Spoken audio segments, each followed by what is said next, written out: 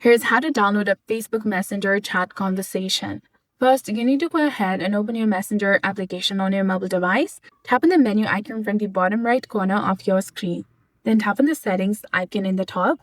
Now you need to scroll all the way down to the bottom and then tap on See More in Account Center that is highlighted in blue color. Now you need to again scroll down and tap on Your Permission and Information. From this page, tap on Export Your Information.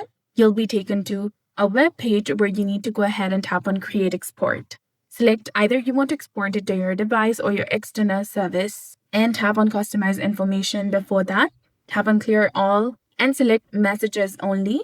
Then tap on Save and confirm your export. Tap on Start Export and enter the correct form of your password of your Facebook account in this box.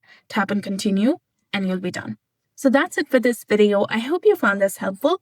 If you did, please like, share, and subscribe. Thanks for watching.